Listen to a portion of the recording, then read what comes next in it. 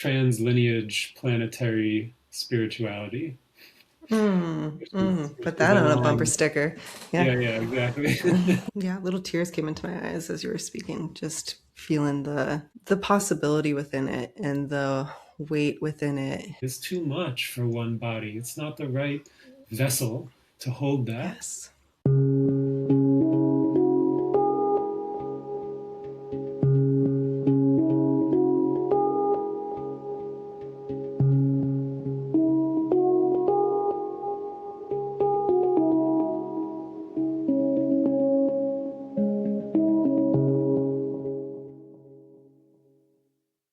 Welcome to the We Heal for All podcast. Welcome back. My name is Liz Moyer Benferhat.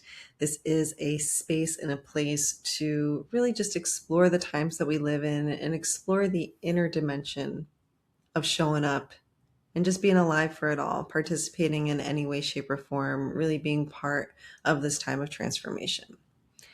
And so, what I do in each of these episodes is I bring you conversations and reflections and practices really rooted in collective healing or rooted in how to cater to and support the inner dimension of all of this work: emotional, spiritual, psychological, moral. And today I'm bringing you a conversation with a dear friend and really a teacher, Michael Stern. Michael Stern is someone who I met through a project called the Emerging Leaders Project. And he's really somebody that I think of as embodying and being very deeply committed to integral practices. So, really, practices that integrate the best of so many different worlds.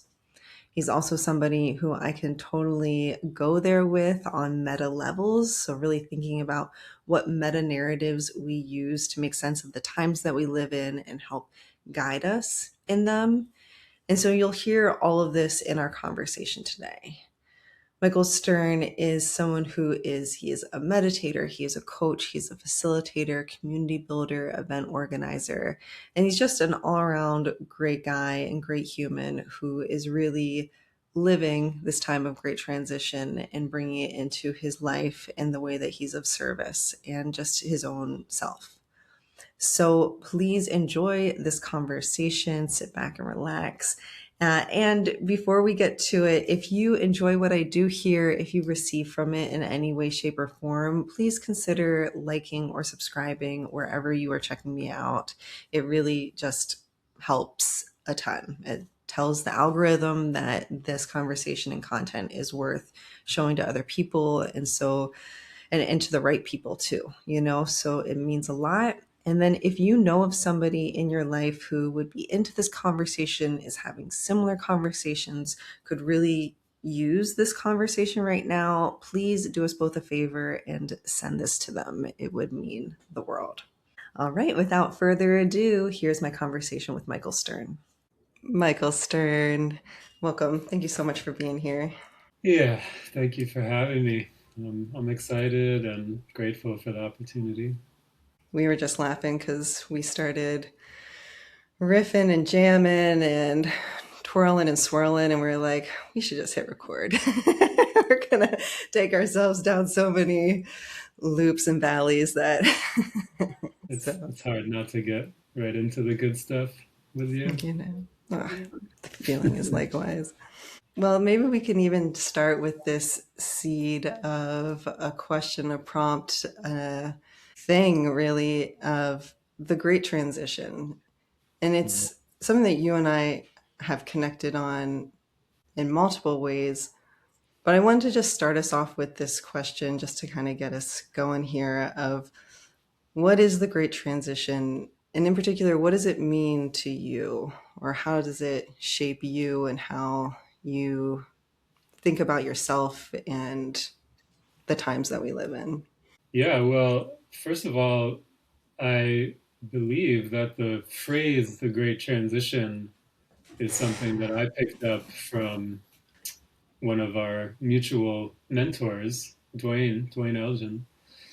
And so I actually owe that to you for sharing that paper with me back in the day, which was a really impactful article for me. I also appreciate that what that phrase points to goes by many names.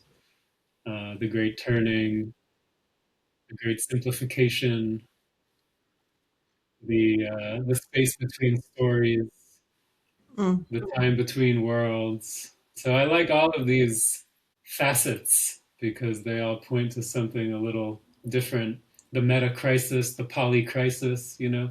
Yeah, for me, there's like the common denominator for all of those angles, which is we're living through, yeah, the word that's often used is unprecedented complexity, volatility, uncertainty, ambiguity, disruption, accelerating change, and the kind of change that is hard for the human mind to really wrap itself around, where it's exponential change, and we tend to think about change in a more linear way.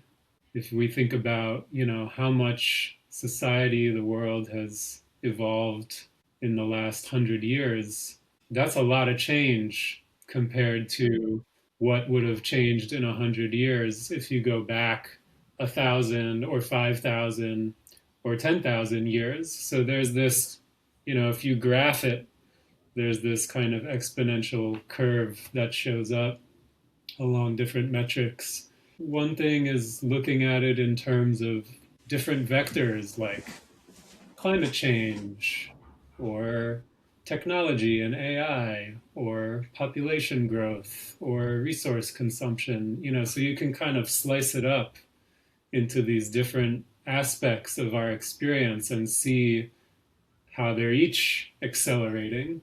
But then there's the layer of how all of those things intersect with each other, right? You bring in the complexity dynamics.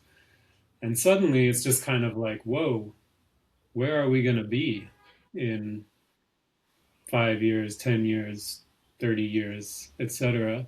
And it gets really hard to try to predict what that's going to look like. And, I appreciate like some of the people whose work I've studied around this, they lay out a spectrum of possible scenarios, anywhere from real systemic collapse to real transformational breakthrough.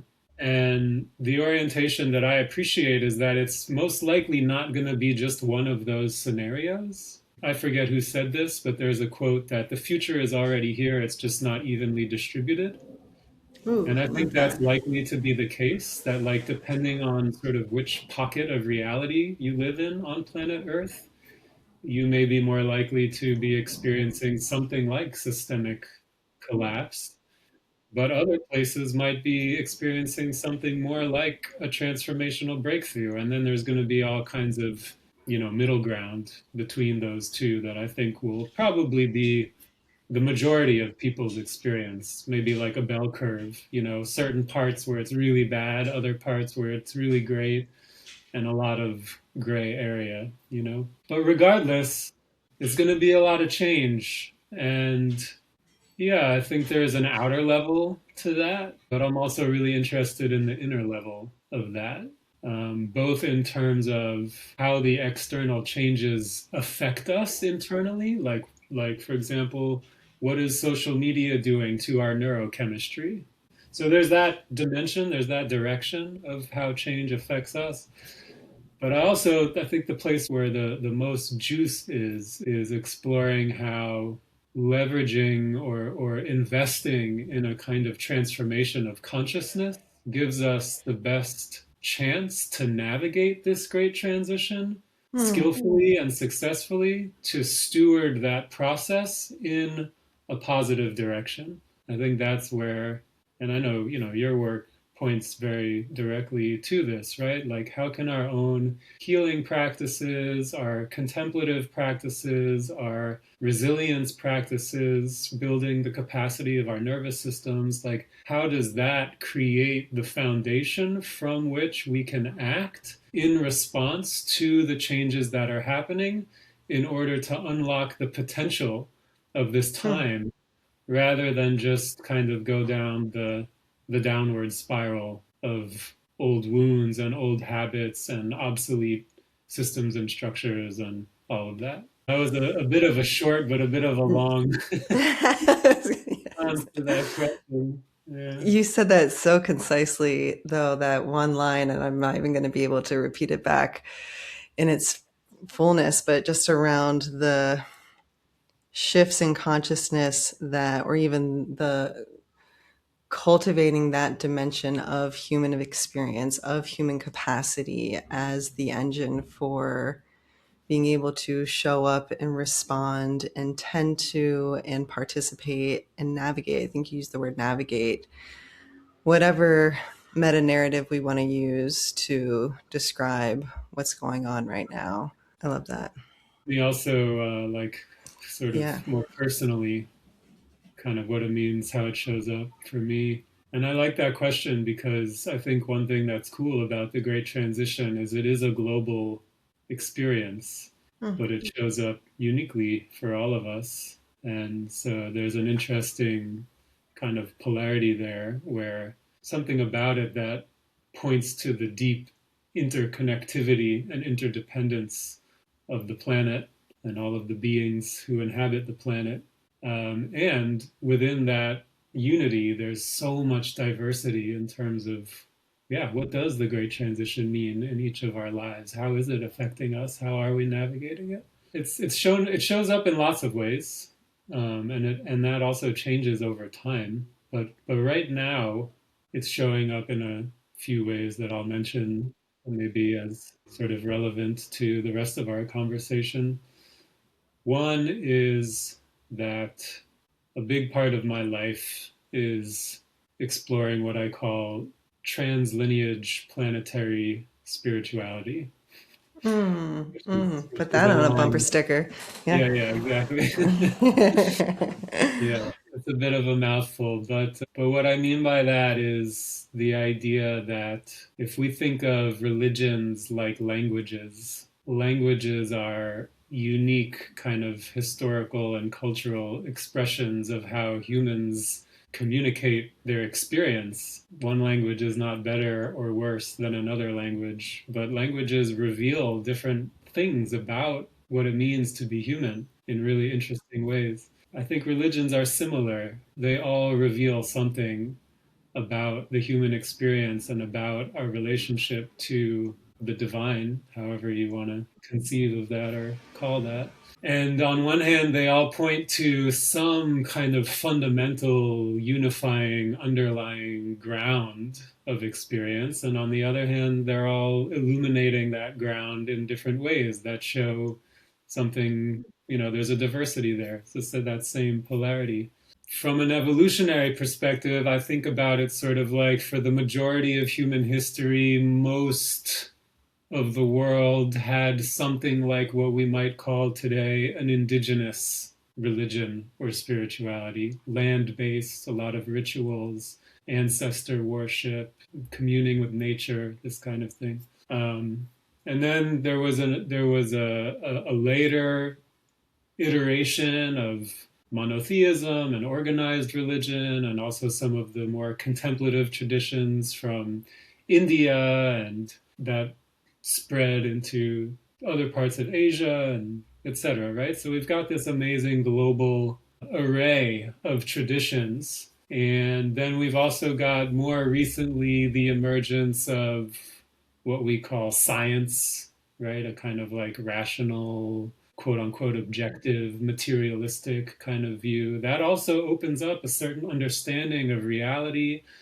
and of our interdependence and of how nature works. That's really important, but it tends to decenter the idea of God or the divine. Yeah, now we're living at a time where all of those streams are converging. We have access to all of this knowledge and all of this information that I think makes a new thing possible, which is the synthesis of those views, so that we're taking the best of what each of those perspectives has to offer and weaving them together into something fresh that is both deeply rooted in this human heritage that we have, but also pointing to a new, more integrated understanding of how these perspectives are complementary, where they are really strong, where they're maybe missing certain things, have blind spots or limitations.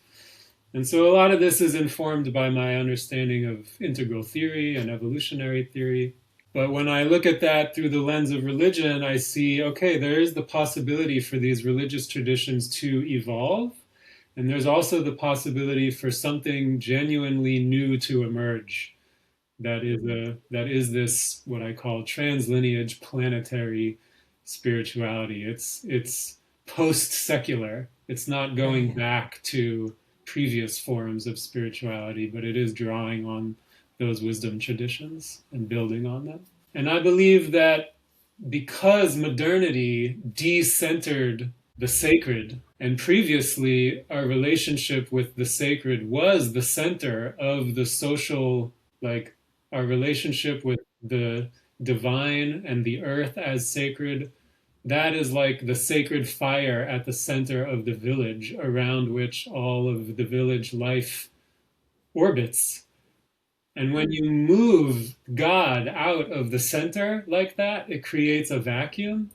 And what has filled that vacuum is a kind of like, yeah, basically a materialist, reductionist, and sort of capitalist orientation to what it means to be human and what it means to live in the world. And I think that decentering of the sacred and the kind of seeping in of these other values, which now I think of as like idolatry. These are Mm, false gods that we've right. started to worship, right? Right. I think that's a lot what's at the root of the big challenges that we face in this great transition. And therefore, I think a big part of the solution is recentering the sacred. I think Mm, that is a huge task for mm, a healthy Gaian civilization is for that social structure to be designed around the sacred being the central organizing principle, how to be in right relationship with the transcendent, however we want to understand that, and the immanent, right? Like the mm. form and the formless aspects of Yes. the divine, and how that shows up in our relationship to the earth and to each other and to ourselves. So, yeah, for me, like getting that kind of spiritual orientation right, quote unquote, right, um, as a foundation for a healthy global society. I'm very interested in that, and a lot of my time day to day goes into that inquiry. Mm, Yeah. that's beautiful. That is beautiful and so rich. I mean, what it brings to mind to me is that as I look around these days and I sense into the times that we're in right now, we're recording this in May 2026, but I'm almost positive this is going to be here for a bit, is really this melting, this almost mind melting, this really almost like softening of rigidity that comes with disorientation, that comes with veils being lifted, that comes with disappointment, even, right? Whether it is realizing that, the church that you were a part of your entire life actually was really bad to your mom when she went through a divorce and is actually, you know, participates in some kind of power dynamics or some kind of belief system that actually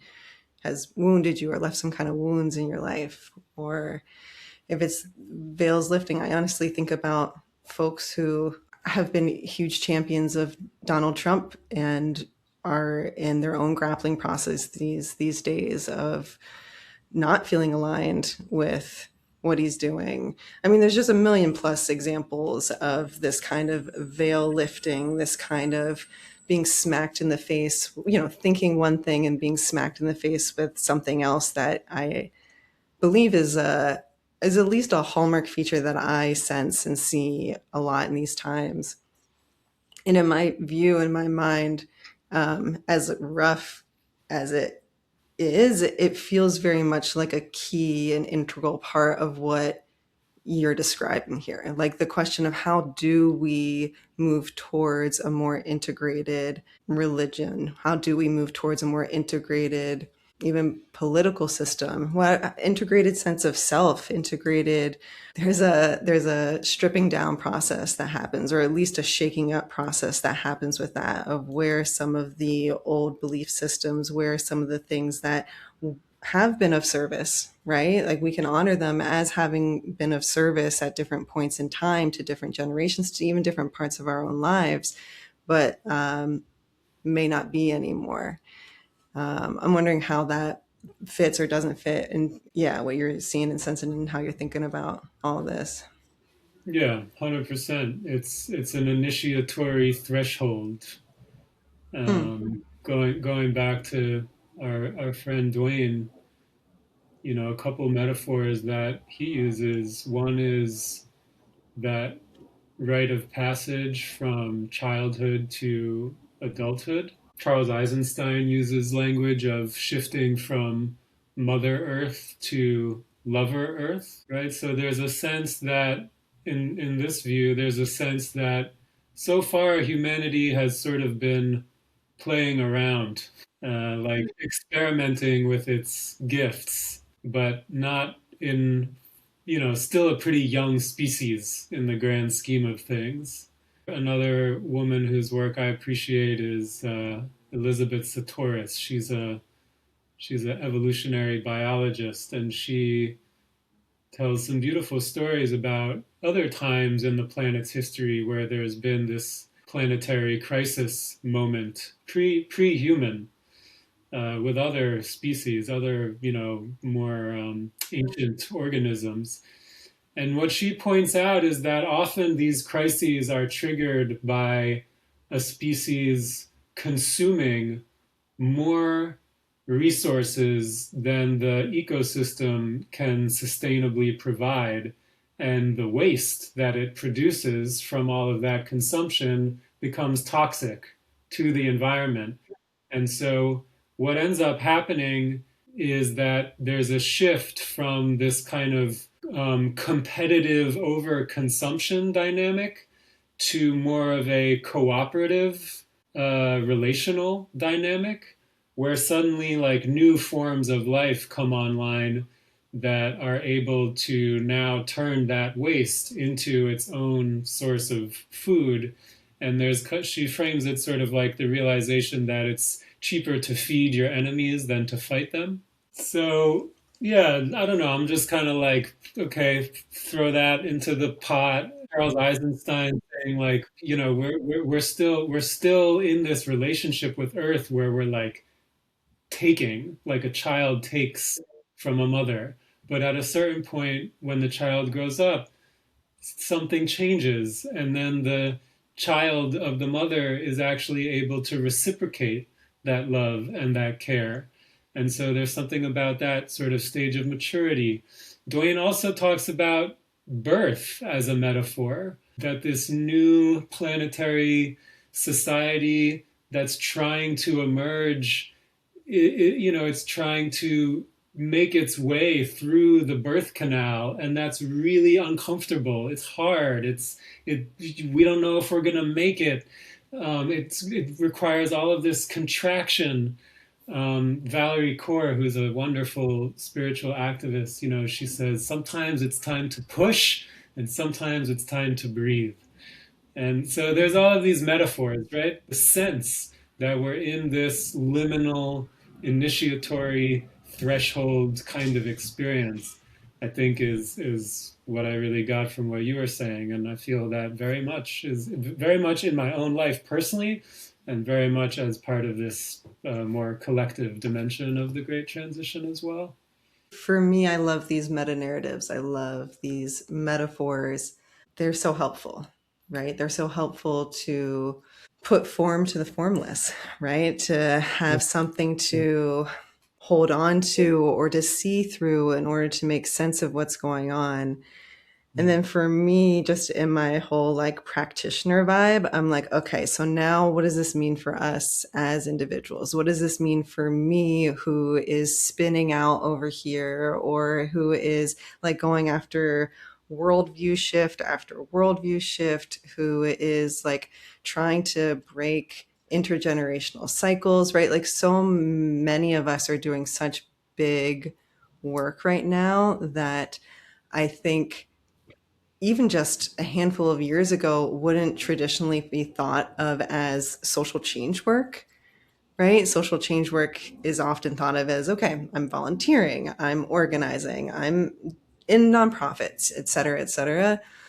But there's something for me around the dissolution of boundaries, the dissolution Mhm. of what is what, of who is who, of where we each belong, that is inviting in this just expansiveness, you know what I mean? This expansive notion of what it means to participate in these times, what it means to show up and be of service to these times. And I totally see you as somebody who really walks that path and lives that, and you know, in the most humble way possible, right? Of just like us all using ourselves as both pioneers, right, trekking out on the cultural frontier, but then also just guinea pigs of being like, I'm just playing around in a sandbox and don't know what the fuck's going on, but I'm going to keep, you know, playing and seeing what happens.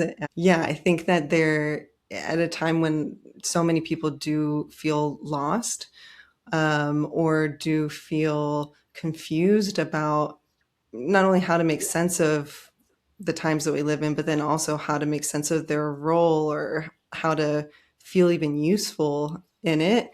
There's something really hopeful in the fact that this is, in my view, and what I hear and what you're saying too, like shifts at these like micro fundamental foundational levels, which we can chalk up to consciousness if we want to put it into some, you know, kind of root it into something, or give it some place to land. Yeah, I agree. The metaphors and the meta narratives, at least for me, are helpful to orient. Where are we? How did we get here? Where are we going? Mm, So that kind of like big picture frame, because when we're in a liminal transitional space, it can be disorienting. Like you said, a lot of people are feeling lost, are feeling disillusioned with the structures that we used to rely on are dissolving and that kind of thing, right? It can feel really overwhelming, and just there's so much. We're taking in so much right now. So for me, that kind of zoomed out perspective allows me to hold all of that with a sense of a little bit more equanimity and a little bit more trust. And, you know, I hold it lightly. I don't want to get into a thing of like, I know exactly what's happening and why. It's good to be humble with any of our meaning making. But yeah, I think just on a practical level of like, how do I decide what to do with my time? That's really helpful for me. And then within that, exactly what you said, I don't really think of like, okay, this is a thing that I'm going to do in my work time, but then in my personal time, I'm going to just like do something else. No, it's 24/7. My whole life, the whole day, every aspect is all oriented within this frame of what are we all living through right now? And mm, so, yeah, on a work front, that shows up in the way I was describing before, you know, working towards this kind of integrated view on spirituality. I'm also a coach and a trainer in the field of emotional intelligence for leaders. So I'm trying to help people develop their capacity of holding complexity and getting really clear on their values and living a life that is purpose driven, oriented towards some kind of positive social impact, while at the same time balancing our basic needs of, you know, earning a living and taking care of our families and whatever. So it gets down all the way to the nuts and bolts, you know. Also for me right now, which you know, I'm recently engaged. My partner is moving here. I've got a 10-year-old daughter. Also, my father died in November. mm, So I'm in a phase of navigating a lot of personal life transitions where I'm thinking about where am I going to live and how do I want to manage my resources and how do I want to raise my family. And all of those questions for me are held within this larger context. Like, okay, maybe I don't want all my money invested in fossil fuel companies or big tech companies. Maybe I want to live somewhere where I can grow some of my own food, or where I have access to community, so that if shit goes down, there's a resilience that's available there. How do I get to know my neighbors? Just very like concrete things like that I'm navigating right now day to day, for me, are all very much related with these bigger sort of meta questions as well. It's beautiful. Yeah, I appreciate you sharing all that, and I really relate to it. Hearing you say all that, I just felt in my back body like, damn, this is a lot of work. We're all working hard out here. And like another thing that came up for me when you were talking before, it Yeah. is, man, it's hard. It's not easy. We're out here on the edges, guinea pigs, and what's going on. And it's so important to find the others. Like, Yes. it's so, so essential. And not just because it supports me in my personal journey, but because one of the key factors in creating the more beautiful world that our hearts know is possible is revitalizing the community aspect of our lives, because that is one of Mm. the things that has been kind of eroded by the modernity capitalist, Right. screen, like everything on our screens, everything convenient, everything automated, right? So really investing in those peer relationships that allow us to feel seen and appreciated and supported and encouraged and accountable, like that is non-negotiable. You know what I mean? Like we Right. need that. So yeah. And I think of you as being a such an inspiring community builder. Like I think of myself as a community builder too, but I think of you as somebody who's really thought a lot about community building, like what that looks like. I know through your project, the Emerging Leaders Project, which is how you and I met, I was always struck by the amount of intentionality that went into the way that you brought people together and really nurtured that community space, or the community space more generally. Yeah, thank you. I mean, I love everybody who has been part of that project so much. I mean, really such an amazing group of people. It was a lot based on just vibes. It was Love that. very much Yes. kind of invite only, in a way, or at least sort of like word of mouth referral, like somebody we know and we trust wants to bring somebody else in. It's like, yeah, cool. A more conceptual way to understand the kind of like who those people were. The intention was like people who are committed to their own personal developmental growth journey, whatever that looks like, right? We're sort of agnostic about what tools or techniques or practices you use, but we know that that's essential to be working on ourselves day to day, moment to moment, as the ground for doing the broader change work. So we got to have that piece online. And then secondly, that social change piece, which again, however that looks for you, whether you're an entrepreneur or working in a nonprofit or an activist or a coach or working in a corporation, doesn't matter. We need all of that. We need people in all Right. of those spaces. But to have that frame of like, I'm here to be of service and I'm here to help steward something more beautiful to come, right? That was key.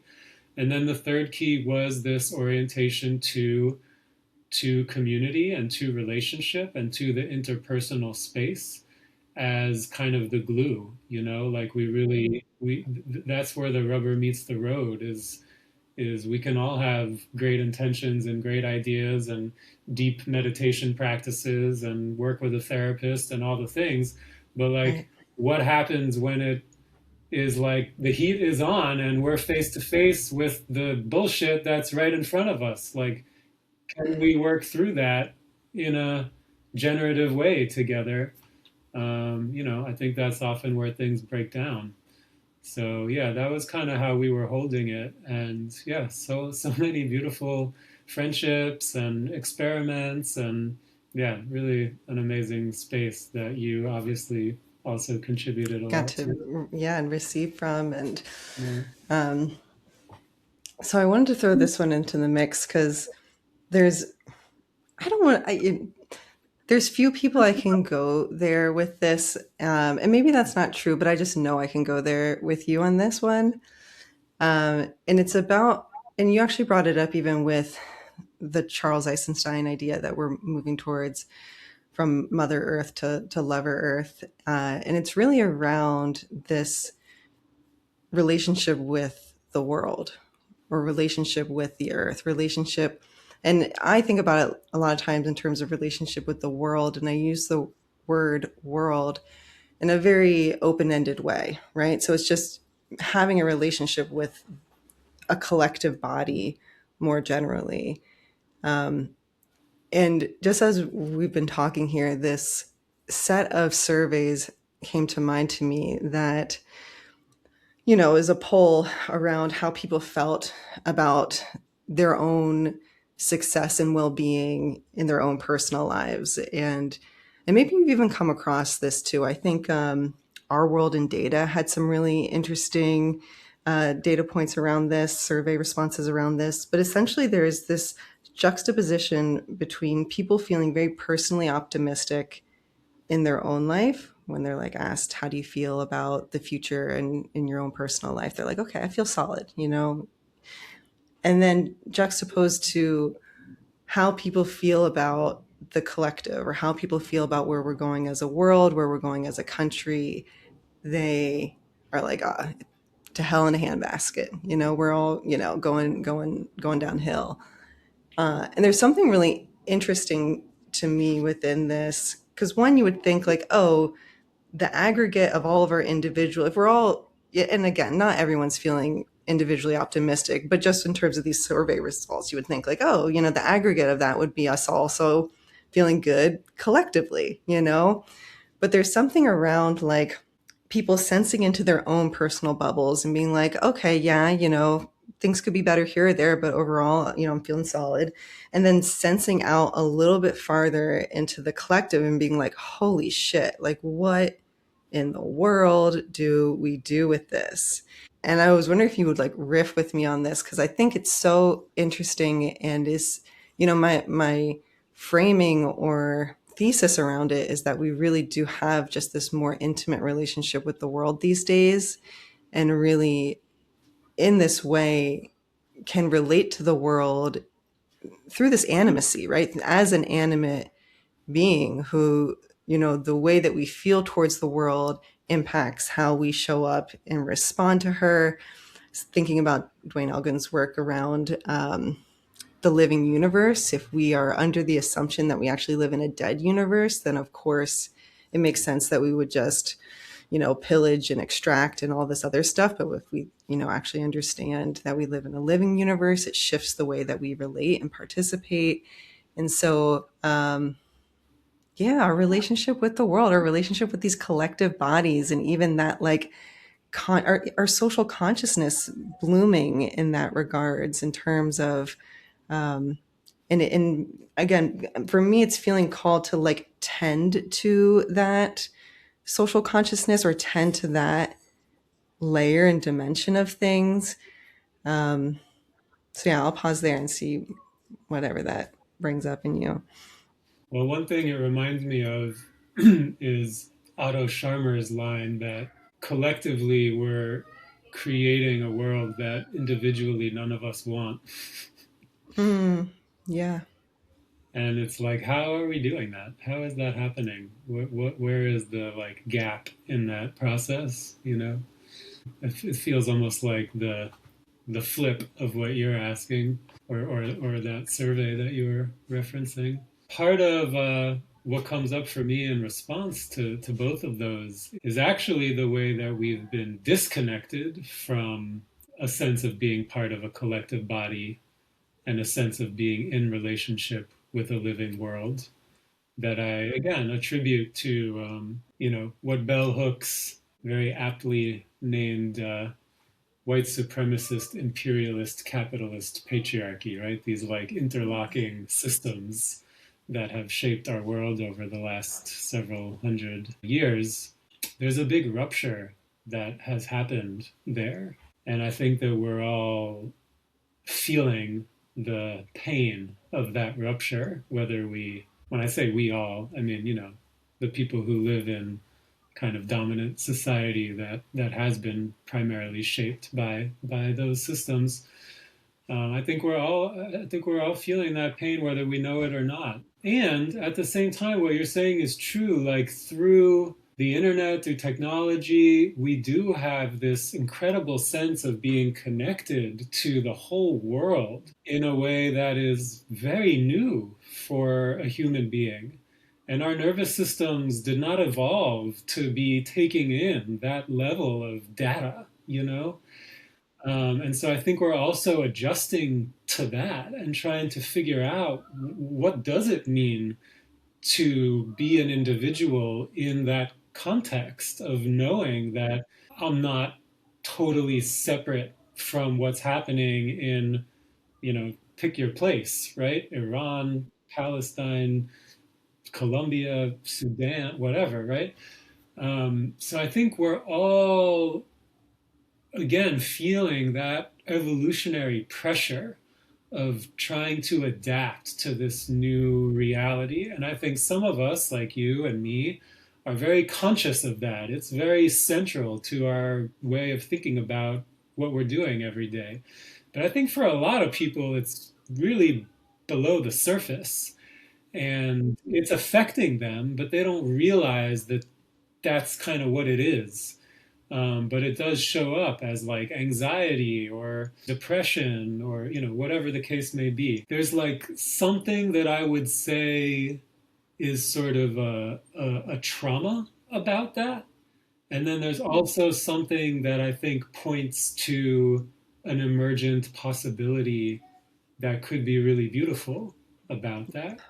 And so I do think that the more we can bring consciousness to what's happening there and how it's affecting us and how we're responding, the more we're able to actively metabolize that experience and digest it in such a way that we're able to uncover and integrate the wisdom that's available rather than just feeling more and more kind of like burdened by it and sinking more deeply into those like self-protective patterns of like contraction, the sort of either or mentality.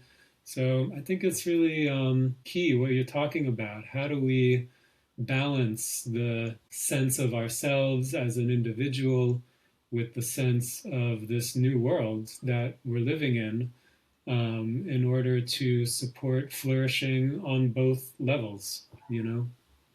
Yeah. Yeah, little tears came into my eyes as you were speaking, just feeling the possibility within it and the weight within it. And this could take us into so many different rabbit holes, but I was speaking with my pediatrician and he's like, I still have PTSD from the pandemic. Yeah. He's like, I'm thinking about, he was like, I considered closing down my practice. And I was like, please don't do that. You are an island within, because it's an amazing practice.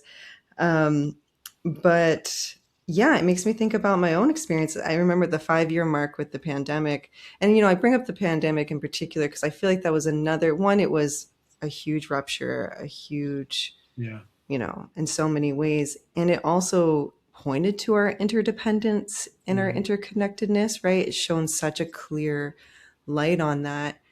But I think about, I guess it was the 5-year anniversary last year and just listening to Trump addressing the nation or Fauci's voice. And I was just like taken right back there. And I was like, man, I would love to sit in circle with others and just process this, actually create space. Because to your point, so much of this lives below the surface. I'll just speak for myself of even for me, you know what I mean? And I'm actively championing for it. And I always want to be careful not to, definitely not to bypass, but not to gloss over the reality of the hardships, or to just be like, look on the bright side, here's an opportunity. But there is always opportunity baked into everything that is presented in front of us. I humbly and wholeheartedly believe. And the cool thing is that we live at this time where, to your point, bring this full circle to what you mentioned at the beginning, we have access to so much. We have access to so many belief systems and wisdom traditions and brilliant people and creatives and just cultures. And so there's a lot for us to play with here that feels promising, and also like a very interesting puzzle set of puzzles to play with.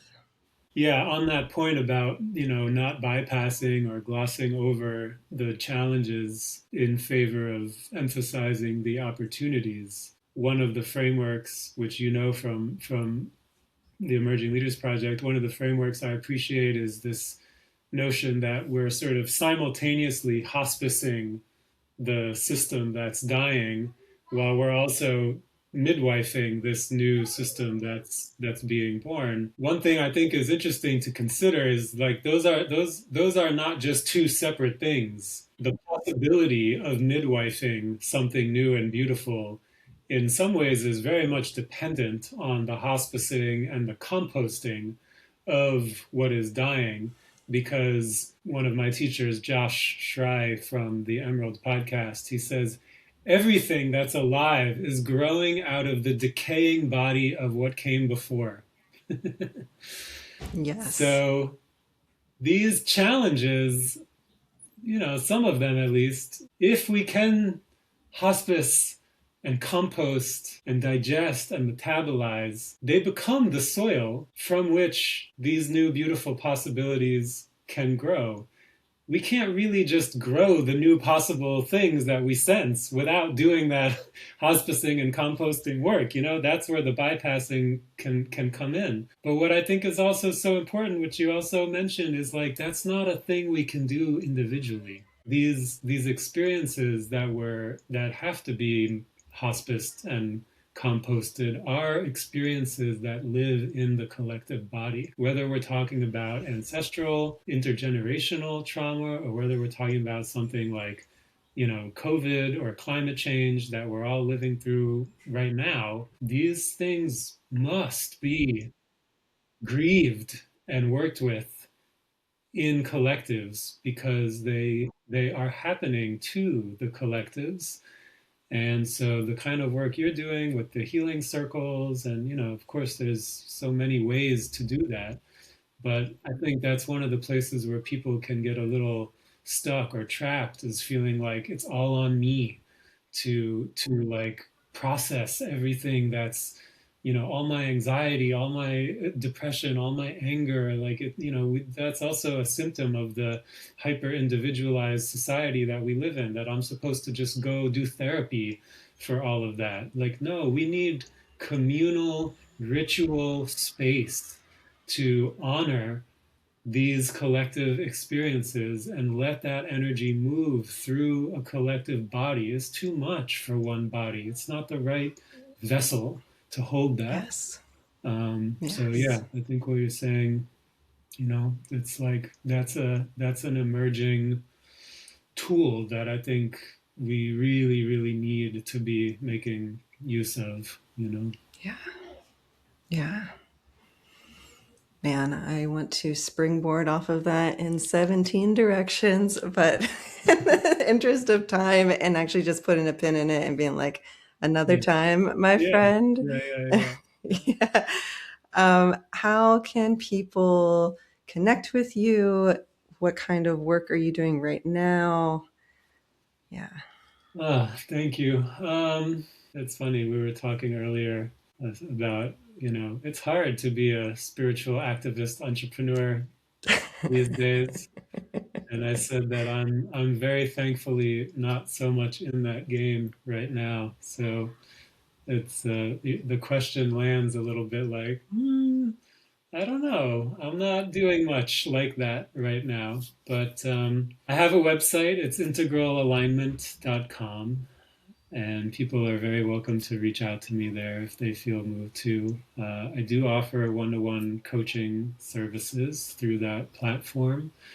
I also work for the Daniel Goleman Emotional Intelligence courses, where we offer a 12-week part introduction, part deep dive into Dr. Goleman's model of social and emotional intelligence competencies for leaders, although I think it's very applicable for everybody, and you can interpret the word leader quite broadly. So if people are interested in exploring that particular body of work, I would point them to that website, which is Daniel Goleman emotionalintelligence.com, all one word. And my other big role is supporting my meditation teacher. We practice in the Tibetan tradition of Mahamudra, but we're doing it in a kind of contemporary style. Very, very clear, deep roots in the tradition, but really serving practitioners who are living in a more kind of contemporary postmodern context. And we don't have a website. We're a little bit under the radar. So if people are interested, we do 6-day retreats, both online and in person all around the world. So if people are interested in kind of a deep dive into the path of awakening as it comes through that particular tradition, then I would invite them to just contact me through my website, and I can connect them with the right resources that way. But That's yeah, awesome. yeah. Right now, I'm in a phase of just supporting these other projects and really focusing on what I say, strengthening the vessel, like strengthening the foundations, getting my home life in order, getting my finances in order, doing my therapy, healing those early childhood wounds, and really kind of like, yeah, strengthening my own vessel to be a channel for all of the goodness to come through me that I sense is possible. Yeah. Well, I'll speak for myself as your friend. I am so blessed to receive from the vessel that you are pouring so much into. And so is everyone who works with you and is in relationship with you. So Thank you, sister. I appreciate that, and I appreciate you. It's such a delight to see your work flourishing, to see your book out in the world, to see you thank you. putting these offerings out there. I just am cheering you on, and yeah, just really rejoicing that more people are getting to learn from your wisdom as well. Thank you. Yeah. Well, thank you so much for doing this. And again, just going to plant the seed. Let's do it again. Yep, sign me up. Yeah.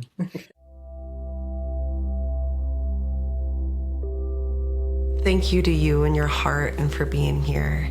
If you enjoyed this episode and received from it, send it to a friend and use it as a way to build community and connection that this world deeply needs right now. Subscribe to tune in each week for more tools, conversations, and support on collective healing. And check out my latest book, When the World Hurts, upcoming circles, and online courses to go deeper. Sending you love from the Bronx.